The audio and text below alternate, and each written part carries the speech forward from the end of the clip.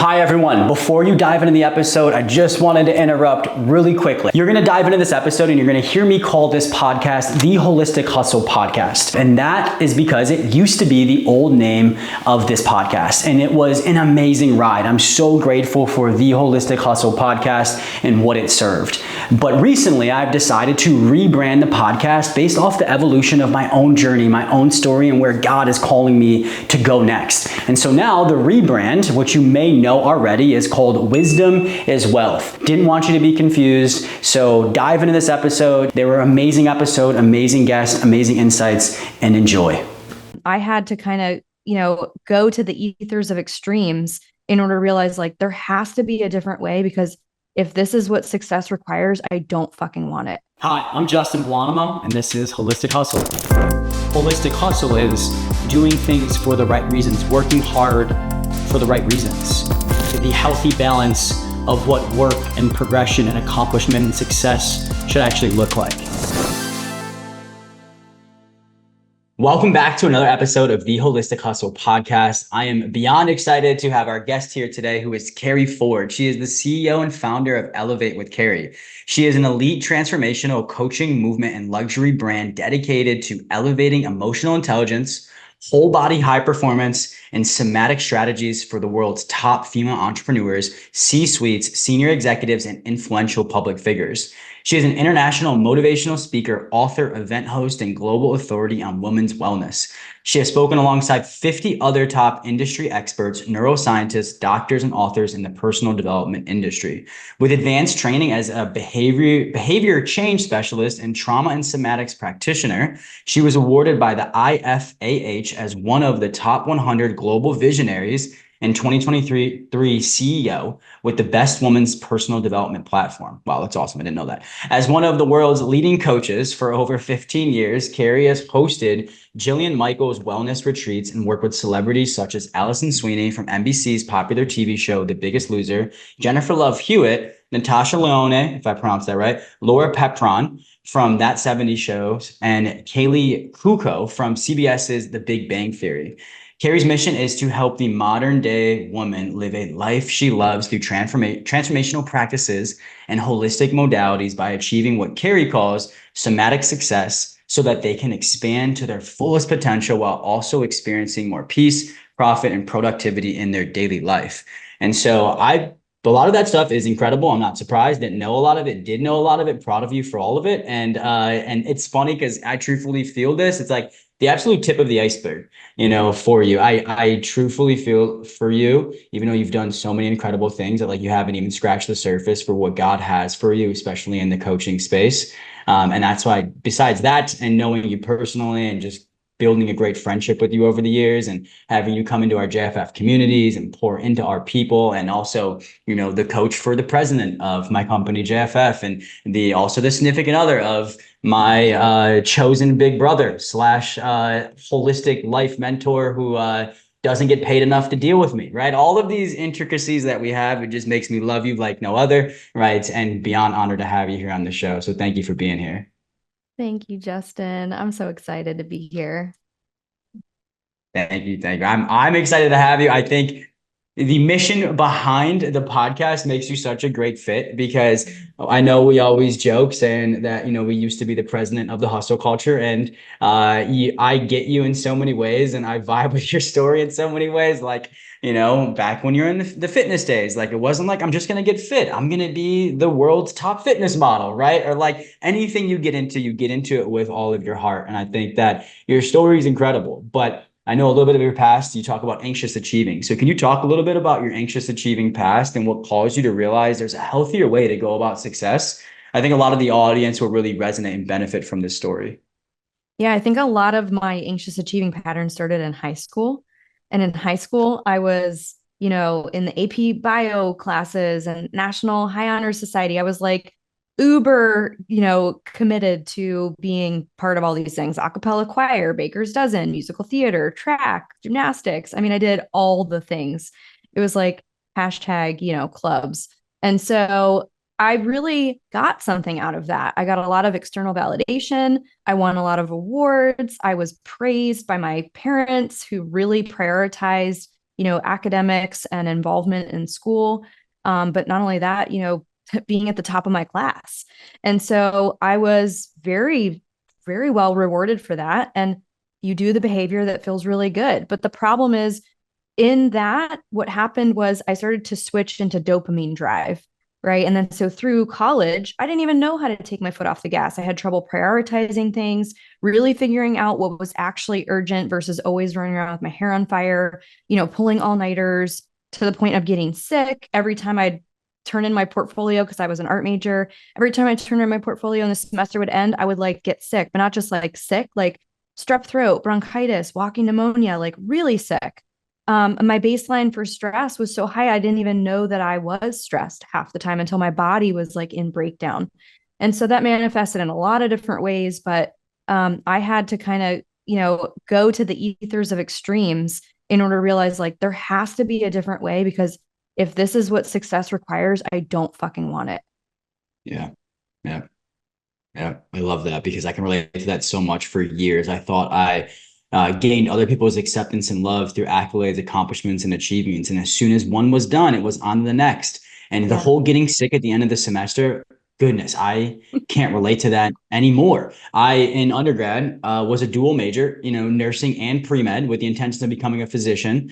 And obviously that did not work out, but also playing college sports at the same time, while trying to balance a personal life. And pulling all-nighters, leaning heavily on, stimulants like Adderall, right? All of a sudden up 100%. for 3 days at a time, don't even know my name and got to go play in a lacrosse game, and then at the Yeah. end of the semester, it's just like crash landing, right? And that crash landing, for us not to focus on anything, allowed our body to catch up a little bit. And all of a sudden we're like, not just a little sick, not the sniffles, but like severely sick. And so while it served a purpose in our life, and, I think it really did help you and I both achieve a lot of things, like you said, there's a different way to go about success, right? Like you don't have to sacrifice every other important area of your life by any means just to get materialistic and professional success and accolades. And I think there's a lot of information out there that is, I don't want to say misleading. It can be useful, but there's a massive difference between useful and optimal, right? Mm. And I think that's what, you're helping people bridge when it comes to their performance, when it comes to their success. And so what's one piece of popular advice in the self-help space or the somatics industry that you don't necessarily agree with? Oh, that I don't agree with. Huh. Yeah. Oh, this is a good one. There's a lot, and I probably should be voicing my opinion on it more often. Um, I think that you can outwork your identity. Like just work harder. Just do this one strategy. But everyone's nervous system is so different. Everyone's lived perception and experiences are so different. They all have different real or perceived barriers, right? To overwrite, to rewrite, to rewire.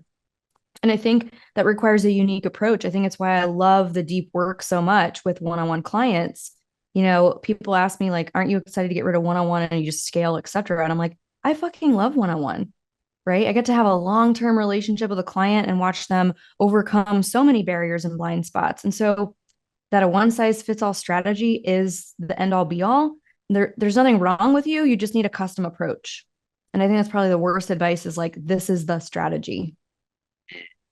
It's so good. And I can definitely attest to that, especially when it comes to finances, right? Like you Google a financial question and there's just a whole bunch of general blanket advice out there, which I think is fine. Like you can get some decent results from general and blanket advice, but why settle for decent when you can get optimal, particularly with the topic that you're talking about and teaching when it comes to your holistic wealth and your health and wellness and success. And when you start to understand unique variables, what make you a unique human being, right? Your age, what you do for the living, how much money you have, where do you live, kids, what are your worries, what are your goals, what are your strengths, right? And then you start to implement those into the strategy that you have, no matter what you're talking about in life or whatever goals you have. That's where you really do get best results. And so I see it with Jake all the time when I'm on the group calls or when I am at the retreats. It's like how he coaches me is completely different than how he coaches the next Yep. person, right? And so there's just no one size fits all. And the biggest leverage point is just to understand the human being behind the goals that you have, right? The one responsible for accomplishing those and doing the work to get there. And really, like, what happened to you in life to make you the way that you are? Why do you think the way that you are, right? Why do you respond the way that you do? And I think when you start to understand those things, right, you can then start to see better results in your life. Do you agree? Yeah. And I liken it to coaching back when I was coaching diet and exercise. When I would inherit a client and they would sign on with me, I'm also taking on all their dieting history, all the weight fluctuations, all the things they've tried, all the disordered eating patterns that they have, all their metabolic issues. I don't know what we're getting into till we get into it. And so, All can right. I help you? Yes, but it's got to be a unique approach because of all that context. That context matters. And it matters specifically to the custom approach moving forward to help that particular client. So good. So good. I can imagine that's a big piece of creating somatic success for people. But can you define somatic success and maybe one or two other important things that you think need to be considered when going for it? Yeah, so somatic success was a method and an ideology that I created because I realized that often either I was working with a therapist that could help with the healing component, or I could find a strategist, that was good at coaching different strategies and high performance, but I really couldn't find someone that could speak to both. And that's what I do. So I'm both the trauma trained practitioner using somatic methods and therapies, as well as the high performance coach that understands business, wealth, entrepreneurship, all those things, corporate background, corporate jobs. So it's really rare to find somebody that does both. But also, what somatic success speaks to is the idea that like success on paper is really great, but how do you feel about that?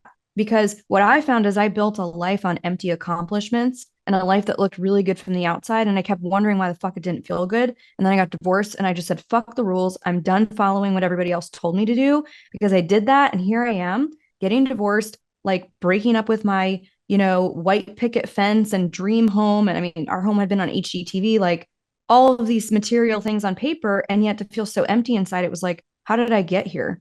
And I became hungry for healing to figure that out. And I realized that I didn't just want success that looks good on paper. I wanted success that feels good too. I wanna keep digging into this a little bit because I think this is so important, and I love your approach with both buckets, if you will, like high Yeah. performance, but also healing at the same time. Because the human brain, by design, is a binary system. It's either this or this. It's that. It's either good or it's bad. It's either dark or it's light, right? And so, I think over the past couple of years, as the high performance culture has starting to be shunned a little bit or exposed a little bit, right? And the self-care industry and modalities have come to be more popular, right? Like the pendulum has swung where it's like it's made all work and all high performance wrong, right? Like I tell people all the time, like meditating is important, but you're not going to meditate your way to $1 million, right? Dropping on your front doorstep, right? Like you're not going to meditate solely to the life that you live. And listening to Joe Dispenza the other day, he was like the biggest advocate for meditation. He said it's one thing to actually meditate, but you also have to get up and act on those visualizations that you had in your meditations if you want them to become your reality, right? And so, like we said before we started recording, I just think that you and I are still good for the space because we actually still get shit done and work hard, right? And make it no mistake that like you actually have to work hard if you want success, particularly financial freedom or a successful business like you and I both have, right? But like doing it for the right reasons, doing it in a healthy way. And so like that healing is so important because it allows you to still work hard, but get rid of the toxic motives behind that work Yep. ethic. Would you agree? 100%. Mm-hmm. And It's what is if someone's looking to take this like healing process, if you will, so they can and not still work hard, right? But do it for the right reasons. Like what's a piece of advice you would give them? co-create with God. Learn how to listen to him in the way that he speaks to you and then treat it as truth and act accordingly. It requires action and listening. It's a co-creation, just like meditation, right? Meditation is how we listen to God, how we hear him. And so for me, I receive visuals. I can see things done in my mind. That's one of my gifts before it's finished. And I've created many successful programs and ideas and concepts from that. And then I reverse engineer it because now I've got to fill in the steps with aligned action. Right. And so that was the biggest takeaway for me in this unlearning and unbecoming to become everything I've always been, to tap into my fullest potential, my God given gifts, and to maximize that from this radiating place, it didn't not require action, but it required aligned action, right? Because any action is just busyness without purpose. It's got to be aligned. And that's the part that I was missing for so many years in my 20s. I was just running on the hamster wheel in corporate, trying to find the job alignment, but I couldn't figure out why I resented it so much. It wasn't aligned to me. The minute I learned how to listen to God and co-create, I was able to then take aligned action, which actually energized me, kept me at peak performance, kept me in my cognitive 1% zone, and it amplified me rather than drained me. And like that's a huge piece. So I'm still working hard. It just feels easier because it's got momentum and alignment behind it. Because now I'm aligned with God. Yep, yep. The beautiful balance of self-reliance or action mixed with surrender, Mm-hmm. right? And uh, the question isn't, is God trying to talk to us? Because he always is. The question Mm-hmm. is, are we available to hear from him, right? And that stillness and that meditation to be able to cultivate that is when you do hear from him, when you can silence the noise, slow down a little bit, and just be with God, right? And let him drop in those ideas onto you, right? And so um I absolutely love that. I hope that the editing team does that as the trailer, the co-creation answer. Like, you said that so fast. I'm like, yep, that they need to put that as the trailer, and then it needs to get out ASAP because Yeah. it's so true. It's so true. And I experience that in my own situation often. Like when I actually do make the time to slow down, right, go and be still and listen to God, right? Just his ability to pour in ideas and motivations and inspirations to me are tremendous. It's no surprise to me that 70% of my business and honestly my wealth in totality has been built on an airplane. I don't have Wi-Fi, can't use my phone, right? I can only read so many books on a 6-hour plane ride out to California to see Jake and spend time with him in the cabin. It's like I'm probably just gonna sit here with a journal and let God pour in on me, right? And one of my buddies preached a message a couple of weeks ago at church, and he said, when you spend your time with God, you know, it's okay to ask him for things, to talk to him, but try to let him do the majority of the talking at some points, right? It's just sit there and be still. And instead of you talking and asking, let him talk, let him pour into you. And then, lastly here, I love the quote that God is in control, but we're in charge, right? God's in control, right, of everything. We're not in control at all, but like we are in charge. And what that means is like when God speaks to us and gives us these visions and these motivations, like he's not going to show up for us and act on it. Like God wasn't going to show up and shoot this podcast for me and you and I had to show up and do that, right? And so when you can understand that co-creation with God that Keri's talking about, I promise you that your success will start to look a lot better and feel a lot better. And so, as you can tell, Keri is the real deal, and she works with a lot of women that are the real deal. And so, Keri, can you talk about the type of women that you work with and why the work you do with them is so effective in helping them grow into their best self?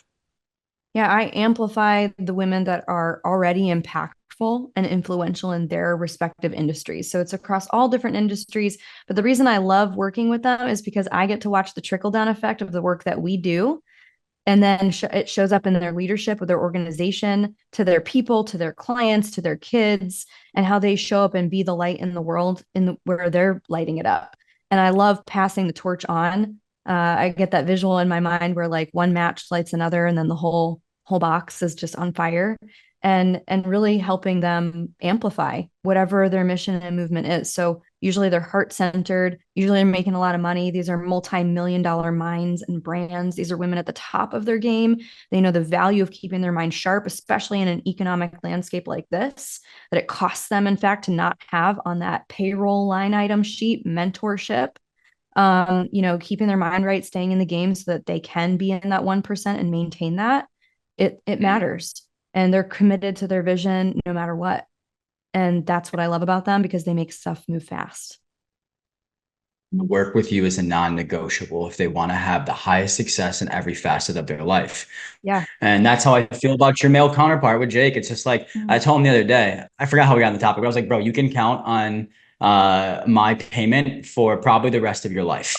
Like, that can Retainer indefinitely be in your forever. budget because 1,000%, because myself, my wife, and my team all see it as the number one investment that we can be making right now. Wow. And I can vouch for you on that end too, as well. Just knowing a lot of people that work with you, particularly, the president of my company who came to me the other day, she's like, "Can I buy a one-on-one with Keri? I think I really need it."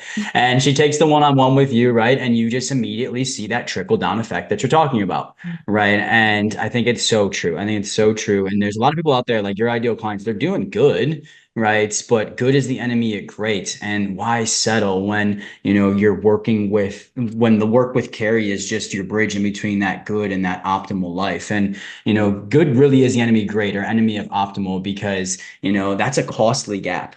Right. And not even just financially, right? It's particularly for your ideal client. It's energy, it's time, it's presence, it's fulfillment, right? That they're really missing out on. There's nothing wrong with being rich. There's nothing wrong with having goals. But at the end of the day, if that's what you're worshiping, if that's what you're having you be your measuring stick for fulfillment and self-worth, then there's gonna be a problem. You're gonna run into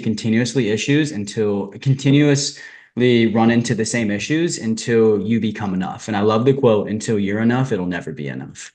Right. And I think Keri does a fantastic job of helping you live that life that you want to live, have the success that you want to have, but also carry that success in other important areas of your life, like your health and your relationships and your personal life outside of the professional world. And so if this is something that is of interest of you, do not look any further. Don't go to a different coach. Don't go to another website. Go to Keri, right? Go to Keri for this topic, right? And I promise you, worst case scenario, you just gain an incredible person in your corner. So, Keri, where can people find you and connect after this episode?